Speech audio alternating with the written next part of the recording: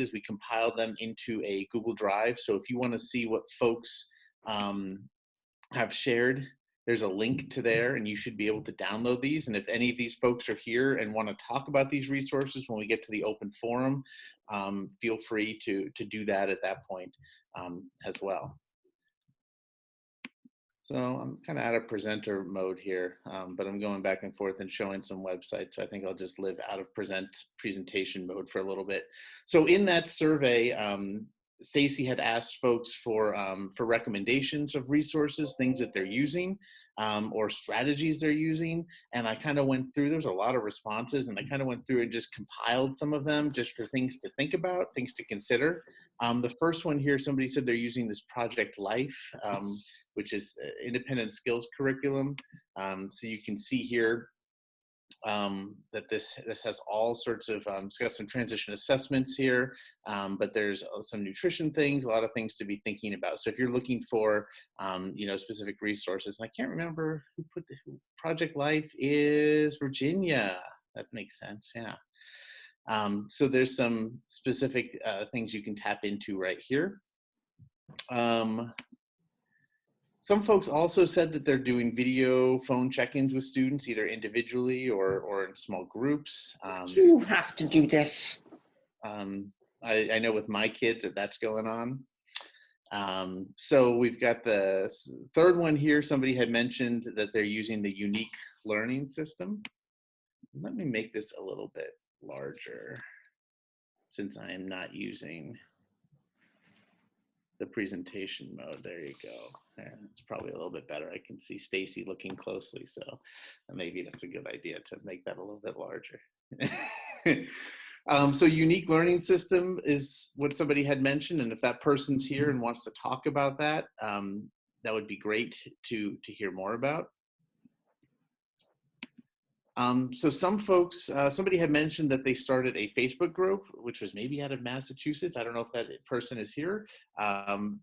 This is a Facebook group for remote learning and transition age professionals. I think at least when the survey was done, they said they had about 150 members. So if you're, you know, like to be on the social media thing and want to connect with folks, that might be a good way to do so. A bunch of folks had talked about using Google Classroom and having adapted work on Google Classroom. I know my kids are using Google Classroom and that's working quite well. A bunch of folks had talked about, you know, giving recommendations for families for a daily schedule. You know, we've got people at home who are not necessarily teachers who now have become teachers. So having those ideas of how to structure a day might be useful. I thought this was a great idea. Somebody said, hey, this is a great time to be working on developing resumes. If students who don't have resumes can come on the other end of this with a nice, strong resume in hand, that would be really great for them. So they provided a link here that has some resume templates. Of course, there's lots of different ways to make resumes. And then a bunch of folks that talked about virtual job shadows. I didn't see if there were how people were doing that, if there were videos. I know lots of videos exist, but I don't know if folks want to share specific recommendations they're using for virtual job shadows. Transition assessments, there's a whole ton of them online. If you need links for transition assessments, I'd be happy to provide that. There's a whole lot of resources of transition assessments that you could be delivering to students so they can be completing them online. And then this is another idea that I thought was great, is somebody said, hey, I'm using this time to do virtual mock job interviews with my students, which is, hey, that's a great opportunity. And you can be doing that on the phone, you can be doing that on Zoom. But yeah, so these are just the ideas that came from the Hive. So yeah, so if folks want to talk about any of these, I know I very intentionally went through these quickly. If you want to go back and look at any of them more in depth as a group, we can do that. Otherwise, I see there's a whole bunch of things coming in the chat room. So Stacy, I suspect, is looking at all of that. So yeah, so what have folks used? What do you want to ask the group? Which of these tools are working well? What do you want to talk about?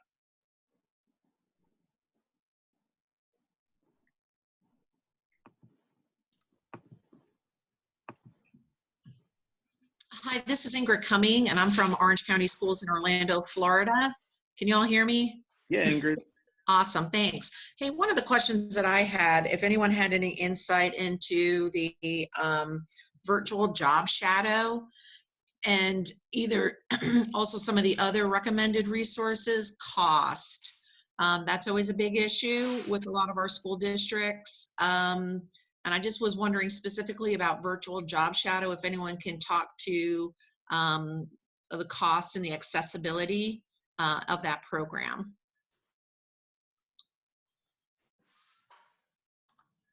I can answer some of that. This is Lavinia Grippenchuk from Utah. I don't know if you guys can hear me. And Lavinia. Yeah, so we've been using Virtual Job Shadow for a little over a year. And depending on the number of seat license you purchase, obviously the cost goes down the more you purchase. So we purchased 500 seats, and that turns out to be about $10 per student per year. If you buy more than that, then the cost goes down. Okay. So, and I've had many more requests since we've all gone virtual these last few weeks. So we've actually added to our license 500 more seats. So we have 1,000 for our state. So yes, it's accessible. It's kind of designed for students, you know, really is grade 6 all the way up to 22. You know, there's great videos on there. Teacher can do flex lessons. They can assign job exploration kind of assignments through the platform. I believe that it can, if a student has limited reading ability, that it can be read to them as well. But if you get on the website, I mean, it's got some really great like tutorial videos. And also if you call them or connect them, they are happy to do a free demo for you. And they're Oh, that would be great. Thank you, Lavinia. Yeah, their support's been wonderful too. They're good to work with. Okay, great to know. My name's Megan Brake. I'm from Illinois, and we also use Virtual Job Shadow. And I just want to echo what she had just said. They are fantastic to work with. We've had a lot of success with them.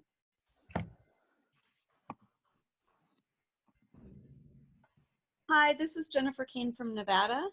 We actually purchased Virtual Job Shadow for all students 9th grade through exit with IEPs in Nevada, which is right about 13,000 licenses.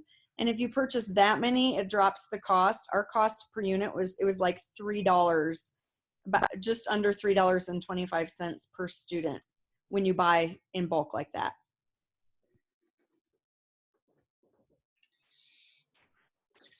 Hi, it's Ingrid again, and I appreciate all the feedback on it. Definitely sounds something that's worthwhile. So for students, let's say, for example, that are in either a post-high program or in a project search program, does it model then some job-related activities that would be meaningful for our students with moderate to more significant cognitive disabilities? Or is it more geared towards helping students develop for maybe college readiness?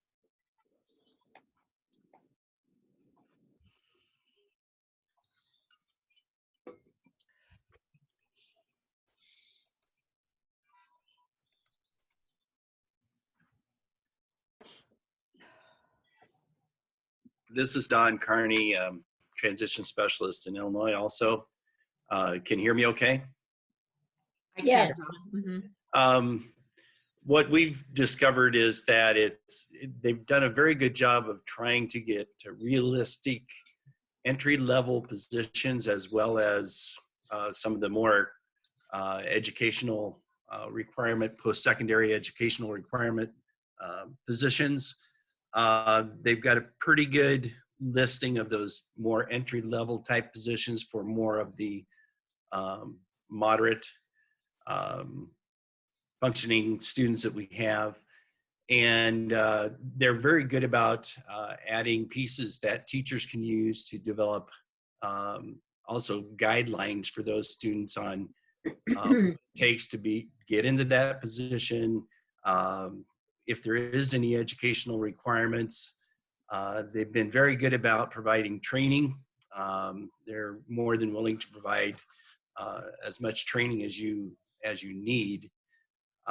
We just found it to be a pretty useful tool, kind of all the way around. It does have the resumes, like many of the programs have resume development and other types of training issues. I especially like the fact that they discuss with a person that's doing that job. So it's a live body that's doing whatever that position is. They ask the questions that, you know, how do you like this? What did you think it was going to be like? How did it turn out to be like? You know, just they get into lots of questions and answers, and you get a pretty good feel for what that position takes. And I think the students get a pretty good idea on, oh, I wouldn't want to have to do that. Yeah, I'd really like to do that. So it's been a good program for us anyway.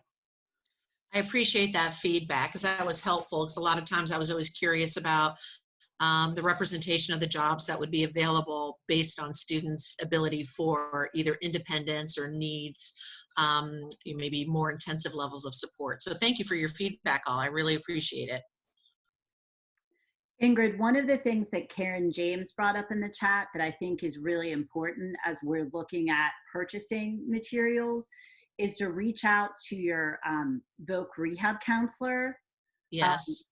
Because a lot of VRs have already purchased it, and so you could actually ask them to use that, because that's the other thing is that, remember, as we move to online, partnering with our VOC rehab, also trying to provide their services remotely from home and online. So a lot of VR agencies right now under their pre-ETS funding are purchasing this. Right. Good call. And this is Jennifer from Nevada again. I also want to say the way you pay for virtual job shadow is per student license. The adults are free. So if your VR does have, accounts created, they can just give you an account as access, so you can go on and look at all the flex lessons and view the videos and take some of the online assessments and see really if it meets the needs that you're looking to meet for your state. So if your VR already has it, they also, if you contact Virtual Job Shadow, of course, they're a for-profit company that wants to sell their product. So they'll give you like access, I'm forgetting what they called it, but basically like temporary access, so you can kind of go in and check things out as well. So I highly recommend doing that, because I heard some people specifically asking like how it would or would not work for students with more significant disabilities. And I think in distance learning environment, that's going to depend a lot on the role that the teacher's playing through the distance ed, and also, whatever accommodations the student would need for access. So I highly recommend you either work with your VR or with Virtual Job Shadow themselves to get in there and really take a look, so you can make a good decision about whether or not to invest in it. Sure, I appreciate the suggestion. And I think it was also brought up in the chat, and I can scroll down to see who brought it up, but also utilizing your local career one-stop in the website that they have created for the free video lessons if you don't have the ability to purchase it. Jessica, I think that was you that said that you use those. Yeah, this is Jessica Sipovic. I am a transition manager for Chicago Public Schools, and we don't have budgets for the 23,000 plus students that have transition plans in our district to access stuff like that. So we have to dig into the free things. And so that's one that we've had a lot of good experience with, for students kind of doing virtual job shadows on the kind of free end of things, which tend to be teacher led. It's worked out really well for our district.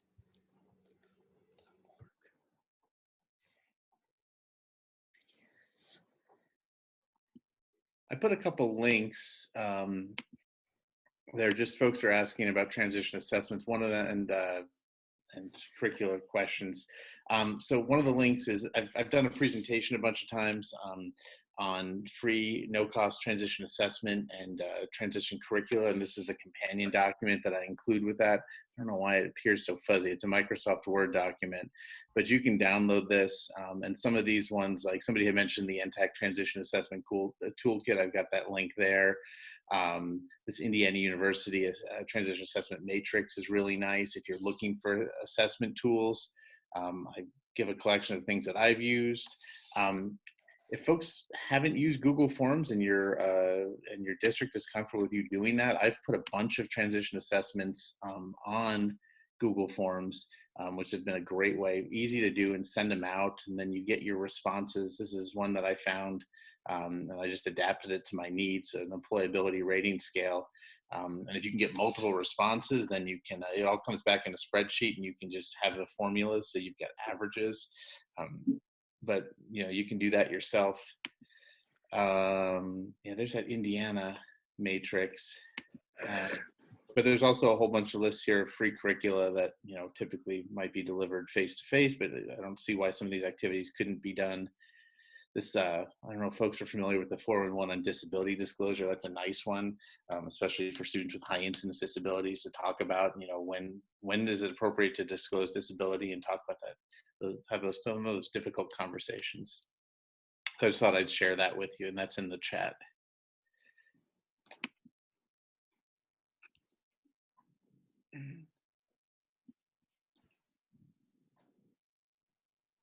And we originally were talking to Andy about his use of Google Forms, because with so many of us in schools who are using the Google platform, I thought that was an easy way for folks who do not have any funding for transition assessment to actually utilize some of the Google Forms that he has used in the past and developed, and just you could take those and develop those informal assessments to be used with your own students and collect this information, because Google Form is also something that kids and families, it's easy for them to use when you're not with them. I know someone had asked, this is Jessica again, sorry, from Chicago Public Schools. I know someone had mentioned something earlier about access to activities or things for students that don't have internet or technology at home. And I know, and I'm open if people have ideas on what they're doing. Obviously, we're a big district, and we're struggling with that as well. We're not a one-to-one district here. So we're looking for creative avenues. On transit schedulers. And I was wondering, right now what we're doing is we're printing called enrichment packs that students can pick up when they pick up lunches, or they pick up breakfast and lunch at their close school. They get to bring those home, and then they can come obviously get refreshers. So we're trying to share with our schools things that have printable options. But I just didn't know if anyone had found some really good resources that they were translating really well, both digitally and in print, that they might be willing to share, because we're obviously going to probably tap out at some point here what we're having access to. If you mind if I chime in here. Hi, this is Al Daviso from Ohio. What we're doing is scrambling as well, trying to come up with resources, especially for our students in urban districts that might not have access to internet, email, whatever it might be. I'm hoping to have a collection of resources available within, I'm hoping 20 days. My students in all of my courses right now, I revamped them to have them go out and start putting together short 10 to 15 minute lessons max of things kids can do at home. This will range from functional skills for students with more moderate to intensive disabilities. This will be for my secondary class. They'll be focusing on study skills. And then these are all, I have 65 students, and we've aligned all of their assignments to the Common Core standards, and they'll be building on that all through the summer. That's going to be the main theme between now and this fall. Just in case this keeps going, these will be a collection of resources anybody can get.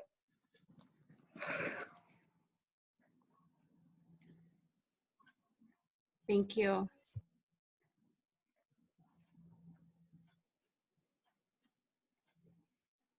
And now, how can you share? How will you? Is there a way you can share that when it's ready? What I'm going to try to put it on is, I'm going to put this up on LiveBinder. I'm going through all of my past files. My students have been creating lessons for years, and I've finally, just because of this, now I've got to go and organize it all. So it's kind of like one more thing to organize during this, time of crisis. I don't know how many garages, sheds, and basements have been, organized. Now I got to do the online thing. And I'm going to try to set it up so it's aligned to a whole section just on employment, a whole section just on going to post-secondary ed. And my students will be using, they've been trained in high leverage practices and employment first evidence-based practices. The first round they just turned in today was phenomenal. The stuff they're doing online, I'm super excited. So we're going to see how this next round of assignments turns out, and I'll try to put these into a collection that's easily accessed through LiveBinder. I think that's going to be the easiest place for me to put it, and make sure everybody has access to it. So Al, is that something that we could, once you have it all organized, could we post that on the DCDT website somewhere?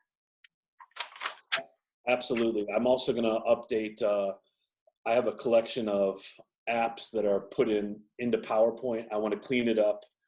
I think it's a collection of close to, I don't know, 3,000 different educational apps based on, one's based on all the different different possible transition outcomes. One's based all on for students with more moderate to intensive disabilities, and there's a whole section for communicating with students on the autism spectrum. These have been collections I've been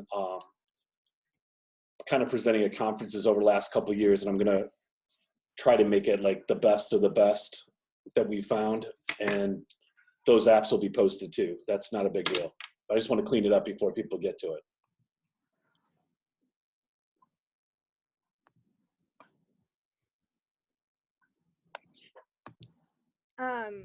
Hi, I'm Caitlin from the University of Alabama. I work with Crossing Points, our transition program there.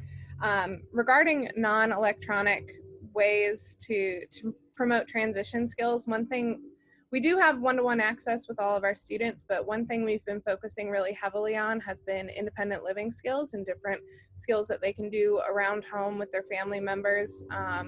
So we've worked with students a lot on just finding different activities at home that they can do. But then also, if they do have phone access, calling up friends, family, neighbors, and talking with them about different jobs, different experiences that they've had, just so they can get a better understanding of different careers that are out there. That's one way they can do it without needing access to the internet. And then also, I think interview skills, the nice thing is that those can be practiced anywhere. They can be practiced over the phone or online or with the family members that you have at home. So that might be something during this time if they don't have consistent access to the internet, sending home possible interview questions and having them practice with family members or calling up a friend and practicing with them. That would be something that I would recommend.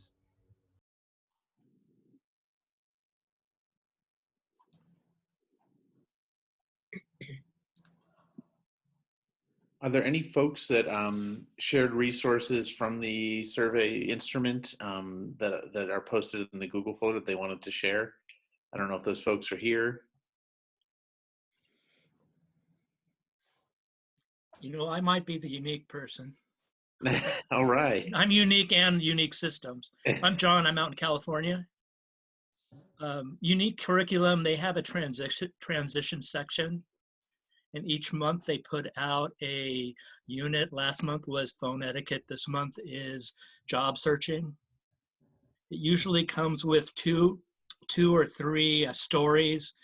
It comes with about 20 worksheets, from banking to recipes. I also use News to You along with it for current events.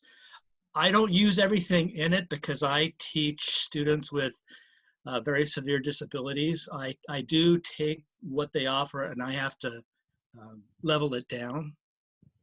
But it has some good resources. It also has some nice transition assessments built into it.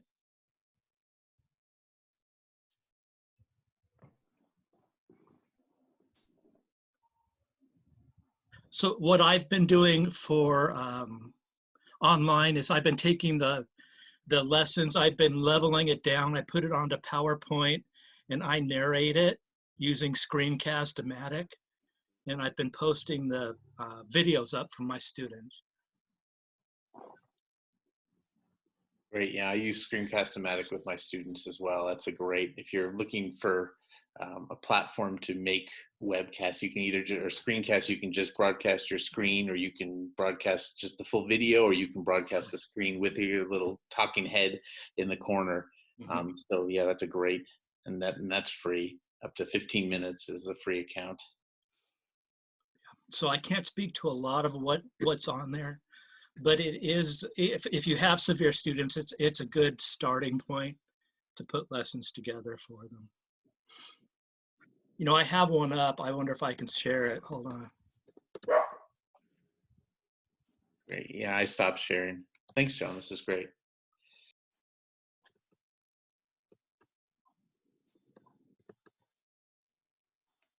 Oh, there you are. I guess my technology is not that great. Let me try one more time.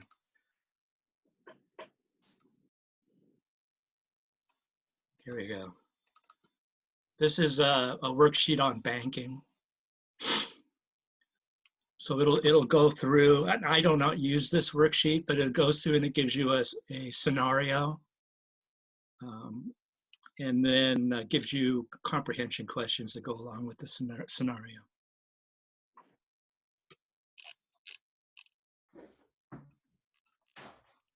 Anyway, that's one example. Great. Thank you. Yeah.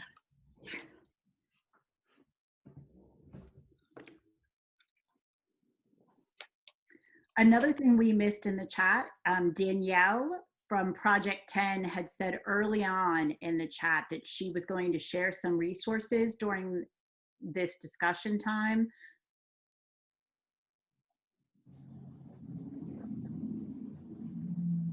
She's still around?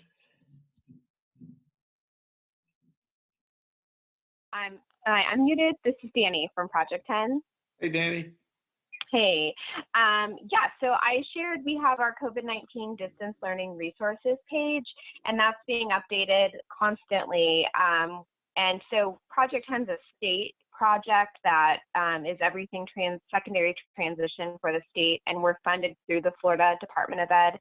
And so it's been our job to really support all the transition folks across our state. And so most of what we put out there is free resources, and we have a lot of things from CEC and from NTAC, from our national folks, and then we've been compiling a lot of state-specific resources that might still be relevant to other folks on the call. And we just recently had a webinar last Friday where districts and teachers were sharing what they're doing, you know, kind of live from the trenches. And I think that's at the very top of, hope it's not there yet. I'm looking. Should be posted probably by the end of today.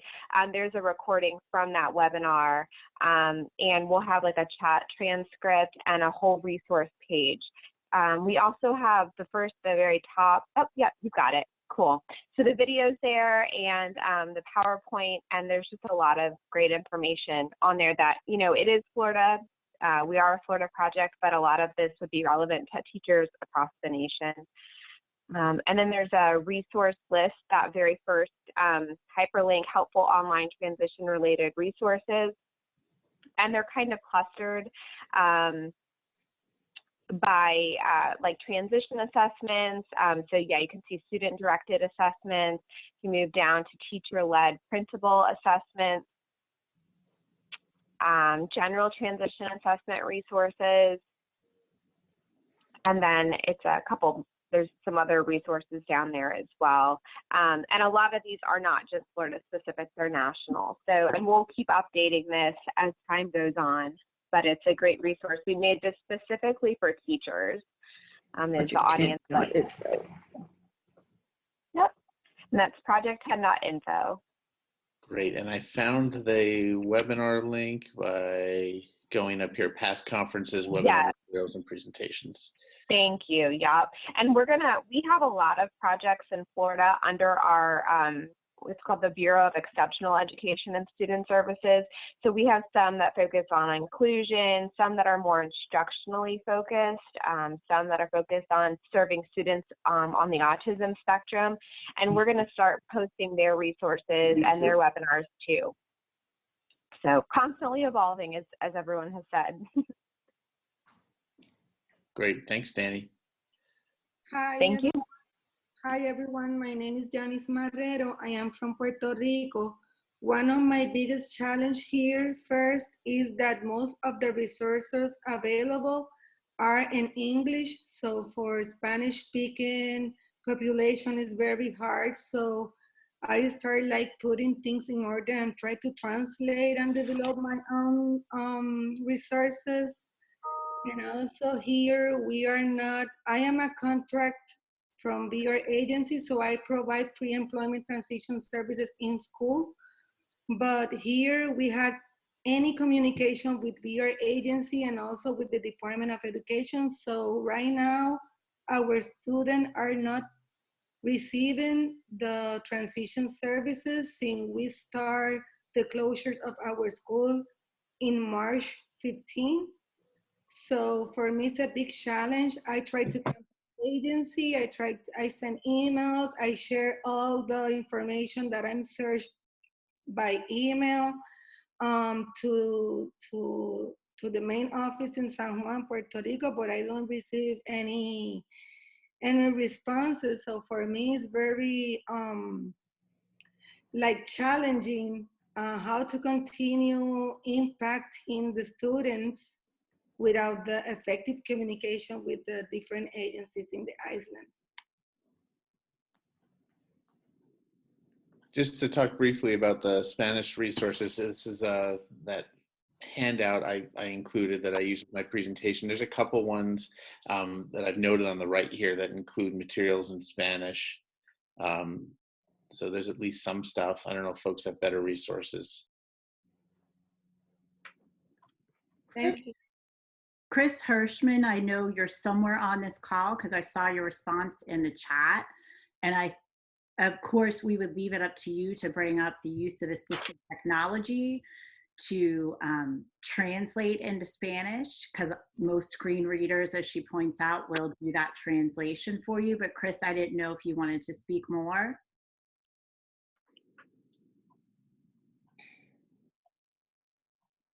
No, I'm good. Of course they'll bring up technology.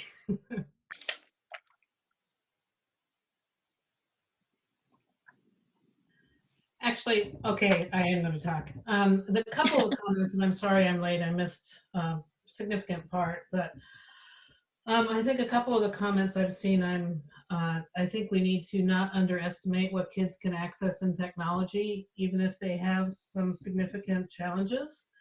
So, you know, I think oftentimes we say, oh, we don't think the student can attend to a screen, or we don't think that this is going to be a valuable interaction for the student because of whatever. I think we need to give it a try and try several different avenues. We have several school districts in Washington State that are engaging their students with low incidence disabilities on screen, doing a variety of things, yoga, all sorts of fun activities, putting them into breakout rooms to communicate with each other and so on. So I think we just need to try and not say, I don't think this is going to work unless we really give it some good time for a tryout and a pilot with kids. And then don't limit yourself by just thinking about the few things you may know about technology. Go do a little research. There's a lot of people out there that have great research on what technology you can access and how to access it. In Washington State, we have the Special Education Technology Center that has just lots and lots and lots of resources for you to explore online and see what they're offering as well. So take a risk, take the jump. It'll work if we try it enough and try to figure out different ways to approach what our students' needs are.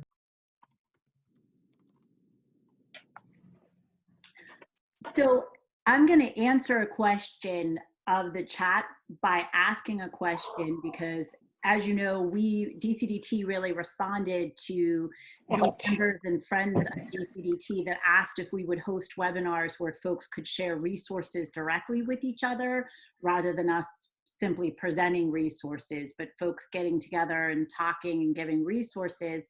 And as a result, those of you that are asking for a transcript of the chat, yes, the chat is very robust.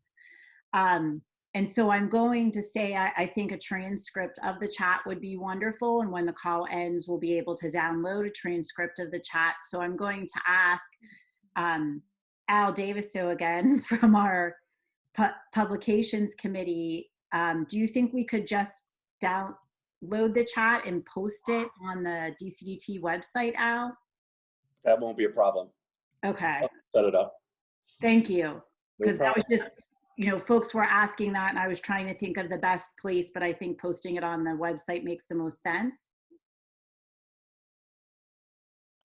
Stacy, this is Jane. Will it have the links in it as well? Yes. Good.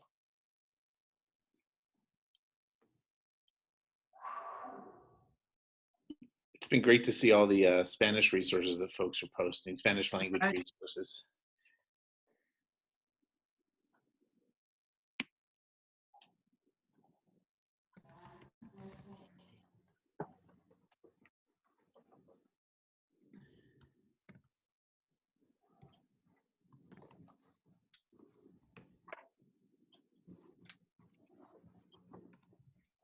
Well, we're scheduled for another 19 minutes. If folks don't have any other questions or anything else they want to talk about, we can cut out early. But I think if folks have other questions, yeah, this is a great time. We got 100 folks here to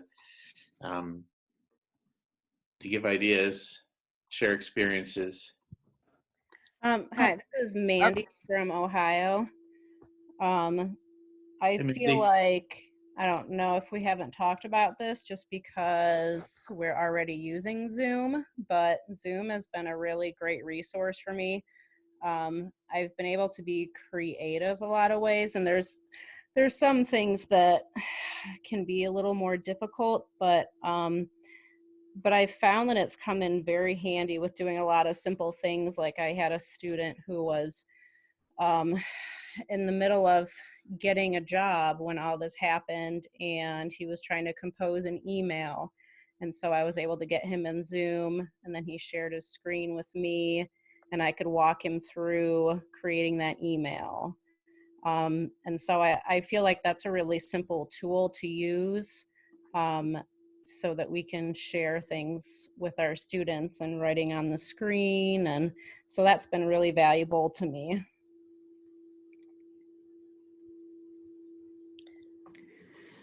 This is Gwen in Atlanta. I work with DeKalb County School System outside of it, the metro area.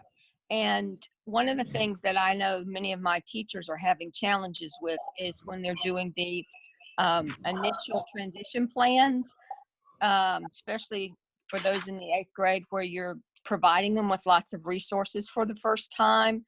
Is anybody, I mean, we're doing Zoom meetings, but you can't put all the information out there. Are there things that people are addressing that they think are more important, or is anybody else having issues with those kinds of meetings?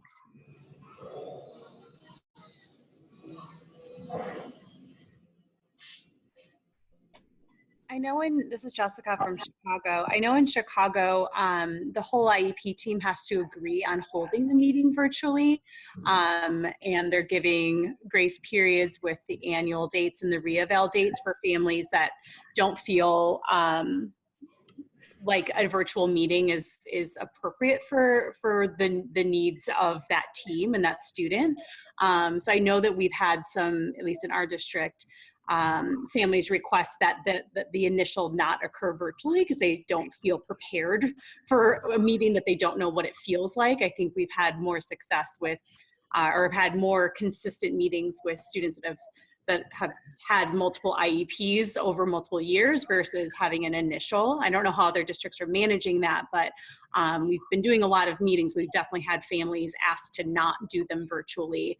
And I know our state is giving us some grace on those annual and reevaluation time periods just due to all these limitations.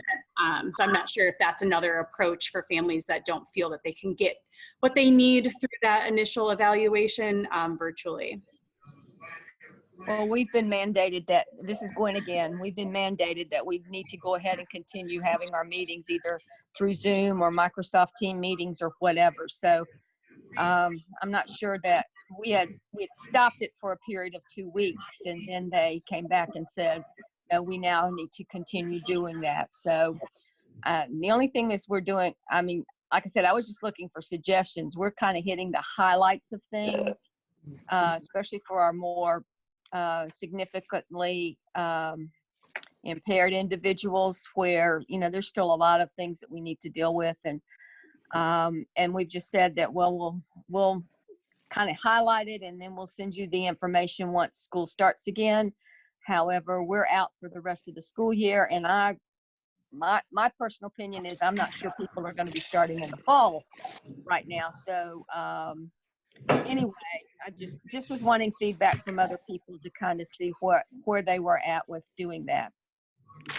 Well, this is Chris Hirschman in Washington State, and I worked in an online school for 10 years where we did all of our IEPs and evaluations meetings online, and it was very effective. It takes a little bit of pre-work with the family and with the staff to get them ready to have those conversations, but once you get used to it, it's really an effective way to get your paperwork done, I guess is the best way to say it, but also make sure students are getting what they need. And then Andy, I wanted, if you want me to take a second, let me see if I can share my screen just a sec. Microsoft in PowerPoint has a way for you to subtitle real time. All you need to do is have a slide up, and this will take a second, and hopefully it's going to kick in. And it should be picking up, although I've been having strange stuff happening with my computer today, so let's see if this really works. There we go. It should be picking up my conversation at the bottom. All you need is one slide open. And if the person who was talking about limited options for students who speak another language, if the student has a device of their own, they can either go into Translate here or do this little, whatever those codes are called, and choose their language, and it'll be translated for them. This is an amazing piece of technology that's free. You can download it from Microsoft. It's called Translate It. And the code is right down here on the bottom and where you go. And I use it in all my trainings, online or in person. And it's just another way to assure that we have accessibility in the room. So, a little piece for you. That's awesome. Thanks for sharing it, Chris. Oh, thank you. Can you do it one more time and activate? I'm sorry? Can you show again how you activate it in PowerPoint? You have to download the connection right here initially to translate it. So is translated also the closed captioning, or is that's a separate one? That is the technology that's connected to PowerPoint that closed captions. Got it. So Okay. when I start my, let me see if I can end this now. When I start my presentation, it has an automatic button after I've loaded that piece of technology, that extension that says start or stop. Mine happens to say stop subtitles because mine's set to start subtitles always. And it creates this page, this first slide for anybody who wants to take a picture of that QRT code and load it onto their phone or other piece. And then you just start your slideshow and it'll start translating for you. You can also have it translate to another language. If you want Yes. to translate it into Spanish, it'll do that automatically too. Exactly. Yeah, you can choose your language. I just, majority of people that I work with, English is their primary language, but I give them the option to translate it into their own language if they choose. So it's pretty slick. It is slick. Thanks, Chris. You bet, and pretty accurate. Yeah, I was watching. It looked pretty accurate. Yeah, sex comes up at least once though, so just so you know. No matter what you're saying, it comes up, so just Keep prepare. things interesting, right? That's I have no idea why.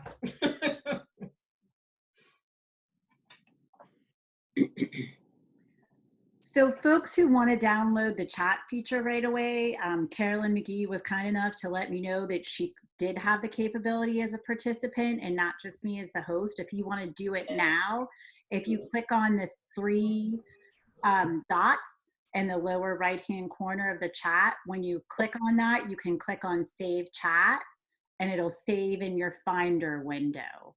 But otherwise, I am going to download it and pass it on to Out of Place on the website.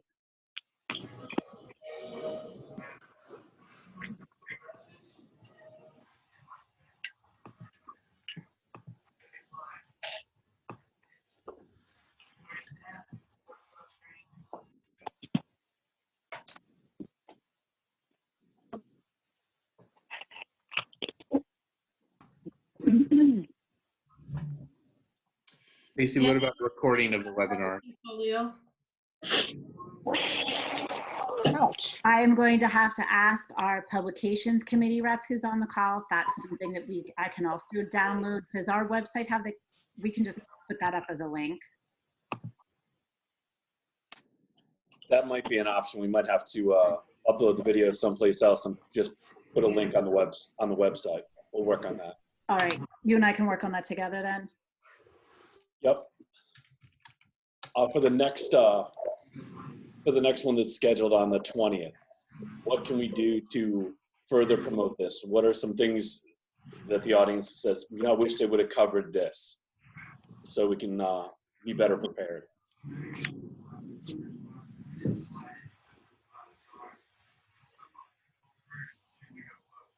You know, I have trouble finding resources for my significantly challenged students,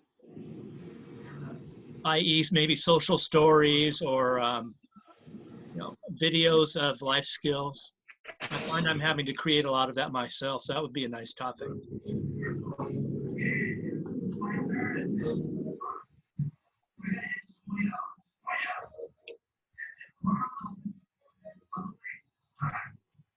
I have a resource that I can share.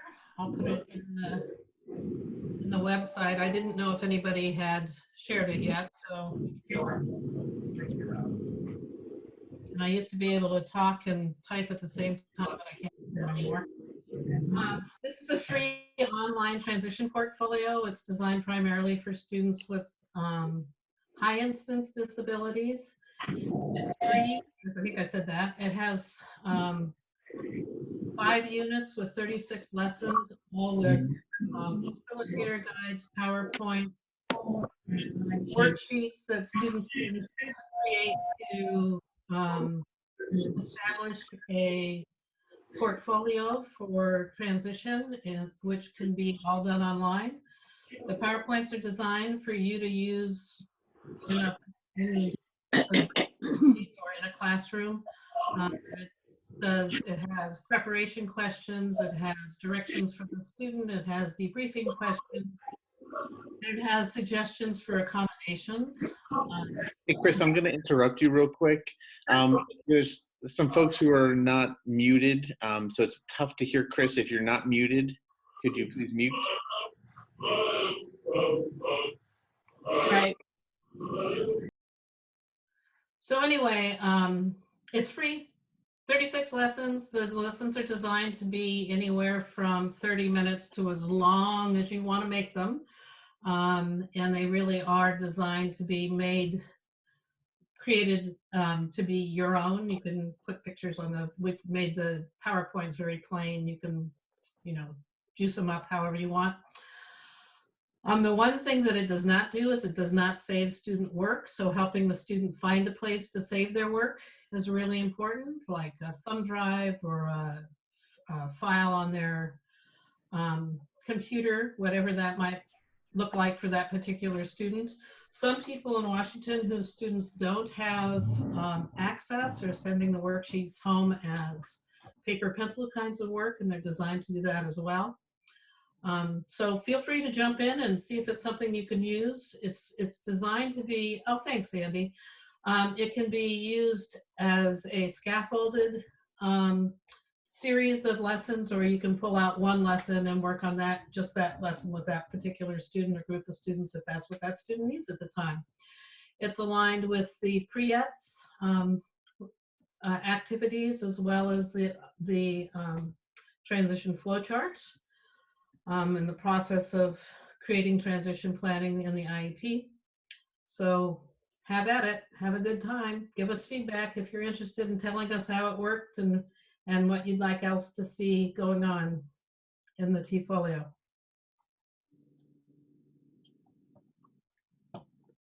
Nice. Thanks, Chris. You We've bet. got about 5 minutes. Anybody else have things they want to share, questions they want to ask?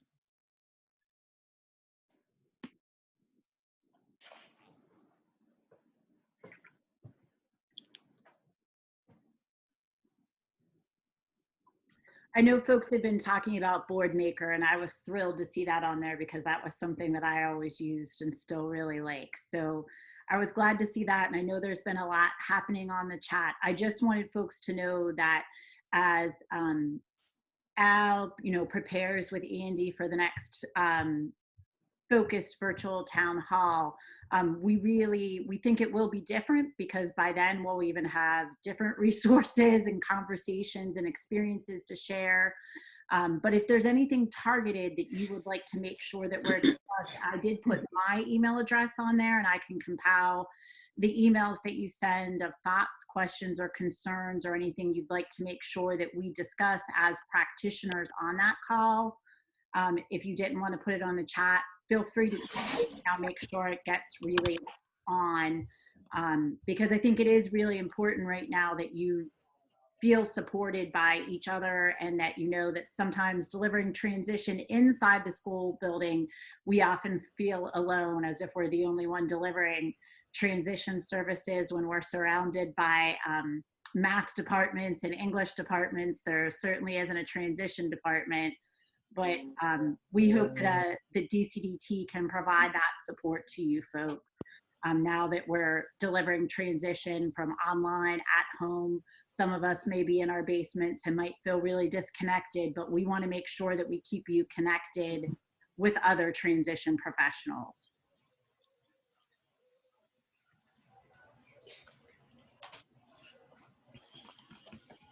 Great. Well, thank you so much, Stacy. Thanks, Al, and thanks to everybody else. This is great. It's nice to have an opportunity to hear all the wonderful things that are going on in these strange and unusual times. So yeah, have a good rest of your day, and we'll see you next time.